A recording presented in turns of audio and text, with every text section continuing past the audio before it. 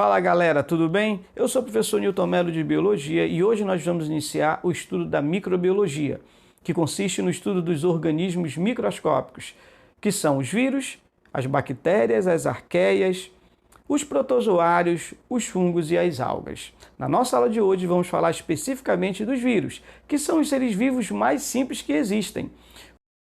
Os vírus são organismos que apresentam várias características interessantes, até porque algumas características que vamos falar dos vírus são características exclusivas deles. Começando pelo tamanho, os vírus são os seres vivos menores que existem. Observando aí o tamanho de uma hemácia que você vê à direita, que é uma célula vermelha do sangue humano, compare a hemácia, que é uma célula sanguínea humana, com uma bactéria e com um vírus. Veja que os vírus eles são realmente muito pequenos, eles alcançam apenas alguns nanômetros de diâmetro. Então são os menores seres vivos que existem. Tanto é que eles só podem ser observados através do microscópio eletrônico. Ou seja, só nos anos 40 do século 20 é que os vírus realmente puderam ser observados, embora a sua existência ela já tenha sido detectada no século XIX, né, em 1892, um russo, né, ele percebeu a presença de vírus causando uma doença em plantas, especificamente no tabaco. Bem, vamos falar um pouco sobre as características gerais dos vírus. Primeiro, são organismos que não têm célula, ou seja, são seres acelulares. E justamente por não terem célula, eles não se enquadram em nenhuma das classificações dos seres vivos. Então não existe um reino para os vírus, eles não pertencem a nenhum domínio, tá? Justamente pelo fato de não terem células. Não tem metabolismo próprio. O que significa isso? Os vírus eles não fazem nenhuma reação química. Tá? Nenhuma reação é feita pelos vírus. Bem, se eles não fazem reação nenhuma, professor, como é que eles vão sobreviver? Na verdade, esse é o grande detalhe. Como não tem metabolismo próprio, eles acabam necessitando de uma célula para sobreviver. Por isso, os vírus eles são parasitas intracelulares obrigatórios. Obrigatoriamente, eles precisam de uma célula para poder se manterem vivos. E o que é vida para o vírus? O vírus, para se manter vivo, ele precisa estar toda hora se reproduzindo dentro de uma célula hospedeira. Mas para invadir essa célula, eles só vão invadir essa célula se eles conseguirem se ligar a uma proteína receptora na membrana plasmática. A partir daí, então, o vírus tem acesso à célula. Caso um vírus não encontre nenhuma proteína receptora na membrana plasmática da célula, ele não entra na célula e fora da célula ele acaba morrendo. Bem, como eles são muito pequenos, eles são submicroscópicos, como nós acabamos de falar, eles são vistos apenas através do microscópio eletrônico. Alguns, em condições especiais, podem se cristalizar, ou seja, o vírus é uma forma de vida que pode se transformar numa forma bruta, em um ser bruto, um cristal. Não são todos os vírus que conseguem fazer isso, mas existem alguns vírus que têm essa habilidade, como é o caso do vírus herpes, né, e do vírus da catapora. Na verdade, esse grupo de vírus chamados herpevírus, eles têm essa capacidade de se cristalizarem e ficarem inativos. No caso do vírus herpes, que causa lesões na pele, existe o herpes labial e genital, quando eles infectam o indivíduo, vão causar essas lesões. Automaticamente, o indivíduo infectado vai produzir anticorpos que começam a matar esse vírus. A partir do momento que os anticorpos começam a matar os vírus, para não serem destruídos por esses anticorpos, resolvem se cristalizar e ficam ali inativos, próximo a um nervo. Mas, quando a imunidade desse paciente diminuir, esses vírus detectam essa baixa imunidade e percebem agora uma oportunidade de voltarem, né, a ficarem ativos, ou seja, sair da forma cristalizada e invadirem novamente as células desse indivíduo, causando a mesma lesão inicial. Bem, uma outra característica muito interessante dos vírus é que só tem um tipo de ácido nucleico no seu genoma, ou DNA ou RNA. Na verdade, todos os seres vivos apresentam DNA e RNA, com exceção dos vírus. Os vírus, eles ou têm DNA ou têm RNA como material genético. É lógico que hoje já existem exceções. Hoje nós já sabemos que alguns vírus, como o citomegalovírus humanos e o mimivírus, ele apresenta DNA e RNA, mas é uma exceção. Bem, uma característica que faz com que os vírus sejam considerados formas de vida é a sua capacidade de sofrer mutação. Os vírus, eles conseguem sofrer alterações nesse seu material genético, DNA ou RNA. E quando o seu DNA ou RNA sofre alterações, vamos dizer que ele sofreu uma mutação. E com essa mutação, o vírus acaba ganhando novas características e muitas das vezes eles acabam ganhando uma nova oportunidade de infectar hospedeiros.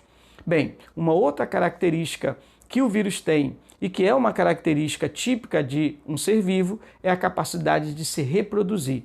Porém, o vírus só se reproduz dentro de uma célula viva. Ele precisa do maquinário celular para se reproduzir. E ele não se reproduz sexuadamente nem assexuadamente. É uma reprodução atípica, é uma reprodução por montagem. A célula vai ser uma fábrica montadora de novos vírus. O vírus, quando está fora da célula, ele é chamado de vírion. Então, o que seria o vírion? É a partícula viral fora da célula, ok? Bem, continuando aqui as características dos vírus, perceba aí que aquela observação que eu te falei, que os vírus eles têm DNA ou RNA como material genético. Porém, há exceções hoje já conhecidas, como é o caso do citomegalovírus, que tem DNA ou RNA em sua constituição. É importante lembrar que vírus de RNA eles sofrem mais facilmente mutações. Portanto, os vírus de RNA sofrem mais mutações, é por isso que um vírus de RNA, ele acaba, ao sofrer mutações, acaba ganhando novas chances de infectar o mesmo indivíduo. É o que a gente observa hoje com o coronavírus, né? Desde que surgiu em 2019, já foram várias cepas mutantes, né, de novos coronavírus, de novos SARS-CoV-2, causando infecções recorrentes em pacientes. Bem, os vírus, eles como dependem de célula, eles só podem ser cultivados em células, ou seja, ou em ovos embrionados ou em animais. Então, nós temos que usar células para que esse vírus possa se reproduzir. Então, nesse caso, podemos usar animais ou ovos para que o vírus possa se replicar dentro da célula, uma vez que eles não crescem em meio de cultura. Bem, a reprodução dos vírus é por replicação e montagem, como nós falamos agora. Mas de que é feito um vírus, já que ele não tem célula? Um vírus ele é formado simplesmente por duas coisas. Uma cápsula, chamada de capsídio. Esse capsídio ele é proteico, né? Ele é feito de proteínas, tá? E esse capsídio ele envolve o material genético do vírus, que, como nós já vimos, pode ser o DNA ou RNA. Aqui você observa à esquerda esse vírus que tem um capsídio azul. Cada bolinha é uma proteína, chamada então de capsômero, e vários capsômeros unidos vão formar o capsídio, que é essa cápsula, essa capa que envolve o vírus. E lá dentro você observa de amarelo um filamento que é o seu material genético. Para esse conjunto, nós chamamos de nucleocapsídeo, né? Então, o que é o nucleocapsídeo? É a estrutura que está formando o vírus. Por que o nome nucleocapsídeo? Porque ele é feito de um ácido nucleico, né? Daí o prefixo núcleo, e uma cápsula de proteína chamada capsídio. Por isso, ácido nucleico mais capsídio, vamos observar então o nucleocapsídeo. Porém, há vírus que têm, além de nucleocapsídeo, um envelope. Esse envelope ele é lipoproteico, são chamados vírus envelopados. Não é todo vírus que tem esse envelope, tá? Então, esse envelope, na verdade, lipoproteico, é um pedaço da membrana plasmática que o vírus pega da célula hospedeira. Ou seja, não é o vírus que forma esse envelope, mas ele pega esse pedaço de membrana plasmática da célula hospedeira para envolver o seu capsídio. Então, alguns vírus, antes de saírem da célula hospedeira, pegam esse pedaço de membrana da célula hospedeira e aí formam essa estrutura chamada de envelope. Então, existem vírus envelopados e não envelopados. Por exemplo, o vírus da gripe, o vírus da AIDS, o coronavírus, são exemplos de vírus envelopados. Esse envelope, volto a dizer, ele é formado, de glicoproteínas e também de uma dupla camada de fosfolipídios, ou seja, a mesma constituição da membrana plasmática. Bem, quais são os seres que podem ser parasitados pelos vírus? Todos. Todos os seres vivos podem ser hospedeiros de vírus. O vírus, ele não tem preconceito com célula.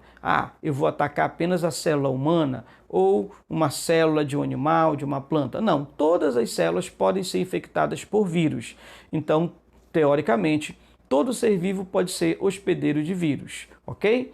Bem, aqui você tem um bacteriófago, que é o vírus mais estudado até hoje pelos cientistas, pelos virologistas. Graças ao estudo dos bacteriófagos, nós entendemos melhor hoje como um vírus se reproduz. O bacteriófago, que tem essa cápsula de proteína, e ele é um vírus de DNA. É bom lembrar que o DNA de um vírus, ele pode ser de fita dupla ou de fita simples. Eu sei que você estudou lá no primeiro ano, que o DNA sempre tem fita dupla, porém, os vírus podem ter DNA de fita simples. O RNA, que você aprendeu lá no primeiro ano, que o RNA ele tem sempre fita simples, em alguns vírus o RNA pode ter fita dupla. Então, os vírus eles chamam a atenção por também apresentarem DNA de fita simples e RNA de fita dupla, o que nós não observamos nas células. Como se dá, então, a reprodução de um vírus? Ela se dá em 3 etapas, que são a adsorção, ou seja, a fixação do vírus na célula hospedeira. Você pode observar aí na imagem, adsorção ou adesão. É quando o vírus ele se adere na célula hospedeira. Para isso, ele tem que encontrar na membrana dessa célula o quê? Uma proteína receptora, como nós acabamos de comentar. Uma vez fixado na membrana da célula hospedeira, ele vai penetrar. Alguns vírus eles penetram com o seu capsídio inteiro. Outros não, apenas injetam seu material genético. Veja que o bacteriófago ele apenas injeta o seu DNA na célula hospedeira, que no caso é a bactéria. Mas alguns vírus penetram com o seu núcleo capsídeo, tá? Bem, após a penetração, o material genético do vírus, DNA ou RNA, ele vai assumir o controle desta célula. Ou seja, esse material genético viral obriga a célula hospedeira a fabricar novos ácidos nucleicos, ou DNA ou RNA, e novas proteínas. Ora, com novas proteínas e novos ácidos nucleicos, o que dá para fazer? Novos vírus. Novos nucleocapsídeos serão construídos. É a fase de maturação, Então você observa que a maturação é a fase em que cada capsídeo construído vai automaticamente englobar um ácido nucleico, ou DNA e RNA, e o vírus vai ser montado dentro da célula. Finalmente, quando a célula já está cheia de vírus, de 100 a 200 vírus, essa célula se rompe e há uma lise celular, uma destruição dessa célula, liberando novos vírus no meio ambiente. Cada vírus pode pegar uma outra célula e fazer a mesma coisa. Aqui você observa como um vírus se interage com a célula hospedeira, sempre se ligando a uma proteína receptora. Então o vírus ele faz se liga à membrana através de uma proteína receptora e aí ele pode injetar o seu material genético, por exemplo, o capsídeo fica do lado de fora, o que acontece com o bacteriófago. Em outros, ele pode se interagir com a própria membrana plasmática, ou seja, se ele for envelopado, o envelope ele se liga com a membrana plasmática, já que esse envelope é um pedaço de membrana plasmática de uma outra célula que ele infectou, e aí o capsídeo entra todo. Você vê que quando o vírus é envelopado, o envelope proteico, o envelope viral se une à membrana plasmática e o núcleo capsídeo entra todo no vírus. E posteriormente, então, o material genético vai ser solto no citoplasma da célula hospedeira. Na hora de reproduzir-se, o vírus ele pode ter duas formas de reprodução por montagem, dois ciclos, o ciclo lítico e o ciclo lisogênico. No ciclo lítico é quando o vírus ele entra e mata a célula. Ele entra, forma novos vírus e mata a célula. Então ele chegando mesmo, tá? No ciclo lisogênico não. Esses vírus ele não vai destruir imediatamente a célula. Na verdade, esse vírus ele apenas insere o seu material genético ao material genético da célula hospedeira, normalmente DNA. E aí essa célula hospedeira fica normal. Essa célula hospedeira ela não é destruída, mas toda vez que essa célula hospedeira se reproduzir, vai replicar o DNA do vírus e passar para as células filhas. Até que um belo momento, esse DNA viral, junto com o DNA da célula, resolve aí sim assumir o controle da célula, é quando o vírus passa do ciclo lisogênico para o lítico, ou seja, é quando o vírus realmente decide assumir o controle da célula, fazer a célula formar novos vírus e destruir essa célula. Tudo isso nós vamos observar agora. Aí você observa os dois ciclos, né? O lítico e o lisogênico, que na verdade eu vou explicar no esquema a seguir. Aqui, olha, veja que um bacteriófago injeta o DNA na bactéria, né? Ele está aí como exemplo, e aí pode seguir os dois ciclos. No ciclo superior, você percebe que a célula não é destruída, a bactéria não foi destruída. Mas o que aconteceu? O DNA viral, de vermelho, uniu-se ao DNA bacteriano. Toda vez que essa bactéria se reproduzir agora, replica e passa esse DNA viral para novas bactérias, para as novas células filhas. No ciclo inferior, você vê que o DNA entra na célula e já assume o comando da célula. Destrói o DNA bacteriano, faz com que essa bactéria forme novos DNAs virais e novos capsídeos para que sejam montados novos vírus. Portanto, o ciclo de cima é o ciclo lisogênico e o de baixo é o ciclo lítico.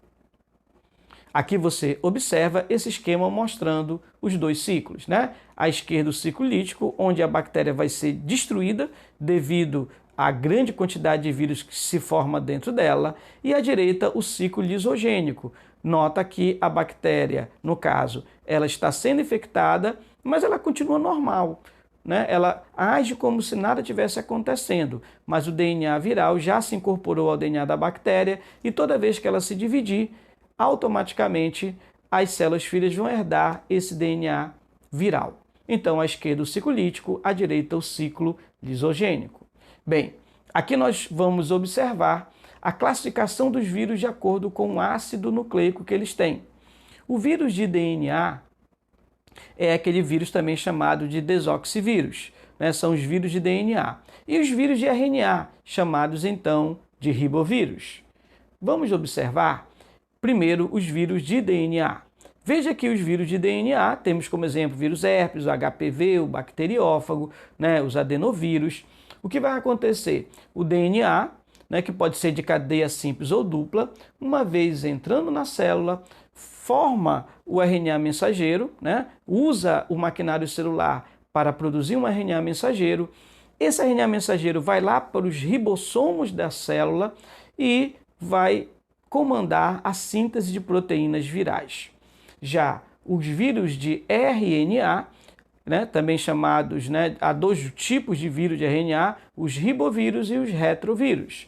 Como seria essa formação? Os vírus de RNA, que pode ser de cadeia dupla ou simples, né, há dois tipos de vírus de RNA. O vírus de RNA de cadeia positiva e o vírus de RNA de cadeia negativa. Qual a diferença, professor?